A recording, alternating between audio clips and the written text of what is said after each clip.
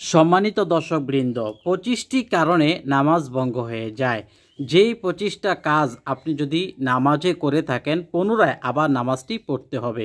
কতিপয় কারণে নামাজ ভঙ্গ হয়ে যায়। এ ধরনের প্রয়োজনীয় কারণগুলো সকলেরই জেনে রাখা আবশ্যক, নতুবা তার নামাজ সঠিক রূপে আদায় নাও হতে পারে। তাই নিম্নে এই ব্যাপারে আলোকপাত করা হলো। 1. নামাজরত অবস্থায় কথা বললে। নামাজে থেকে কারোর সাথে কথা বললে নামাজ ভেঙে যাবে। নামাজে স্বেচ্ছায় কিংবা ভুলে পানাহার করলেও নামাজ ভেঙে যাবে। নামাজের অবস্থায় কাউকে সালাম দিলে, কারো সালামের উত্তর প্রদান করলে, অনর্থকভাবে নামাজের মধ্যে উহ আহ শব্দ করলে অথবা কাশি দিলে। অনিচ্ছাকৃতভাবে কাশি আসলে সমস্যা নেই, ইচ্ছাকৃতভাবে যদি আপনি গলা পরিষ্কার করার জন্য কাশি দেন, আপনার নামাজটি ভেঙে যাবে।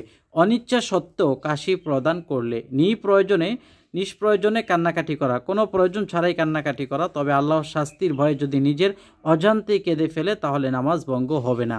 8. নামাজের মধ্যে উচ্চ স্বরে হাসলে নামাজও ভেঙে যাবে, অজুও ভেঙে যাবে, পুনরায় অজু করে নামাজ পড়তে হবে। 9. নামাজের মধ্যে পার্থিব দুনিয়াবি কোনো কিছু প্রার্থনা করলে। 10. নামাজের কোনো ফরজ কাজ পরিত্যাগ করলে। 11. সতরের 1/4 পর্যন্ত খুলে গেলে, অর্থাৎ 1/4 যদি আপনার নাভির নিচ থেকে হাঁটু পর্যন্ত জায়গা যতটুকু আছে এর 1/4 যদি দেখা যায় তাহলে নামাজ ভেঙে যাবে।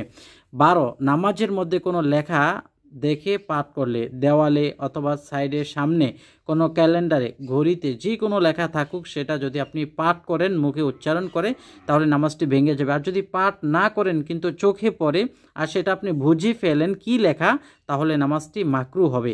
চাই তা কোরআন শরীফ হোক অথবা অন্য কোনো লেখা হোক।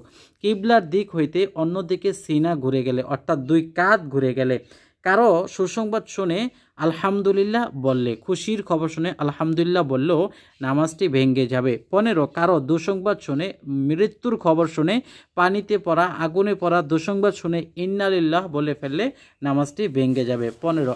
অতঃপর 16 নম্বরে হলো বিনা অজুতে নামাজ পড়লে, অর্থাৎ অজু ছাড়া নামাজ পড়লে আবার পুনরায় নামাজ পড়তে হবে। কোনো কাজ বেশি সময় ধরে করলে, নামাজে দাঁড়ায় যদি আপনি 3 তাসবির চেয়েও বেশি সময় নিয়ে কোনো জায়গায় চুলকান, তাহলে নামাজ ভেঙে যাবে। কোনো হাসি দাতার আলহামদুলিল্লাহর উত্তরে ইয়ার হামুকাল্লাহ বললেও নামাজ ভেঙে যাবে।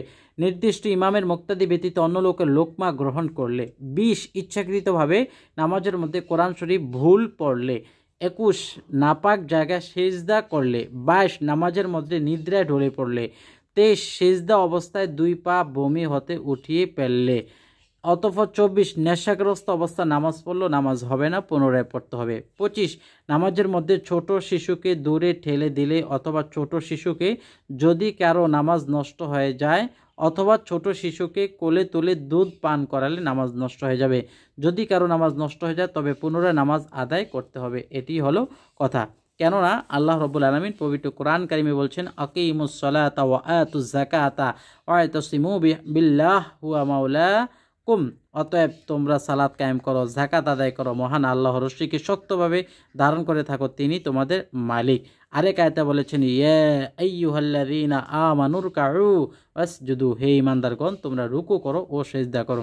এর থেকে বোঝা যায় নামাজই হলো দুনিয়ার মধ্যে সর্বশ্রেষ্ঠ আমল, আর পরকালে সর্বপ্রথম যেই বিষয় জিজ্ঞেস করা হবে সেটা হলো নামাজ। নামাজের কোনো মাফ নেই। সুতরাং আমরা আল্লাহ পাকের নিকট তওবা করব এবং প্রার্থনা করবো আল্লাহ যেন আমাদেরকে নিয়মিত 5 ওয়াক্ত নামাজ আদায় করবার তৌফিক দান করেন। এর জন্য সকলে কমেন্টে লিখুন আমিন। ভালো লাগলে লাইক দিবেন, শেয়ার করবেন। সঠিক পথ চ্যানেল সাবস্ক্রাইব করে পাশে থাকা বেল বাটনটি চেপে রাখলে পরবর্তী ভিডিওগুলো পেয়ে যাবেন।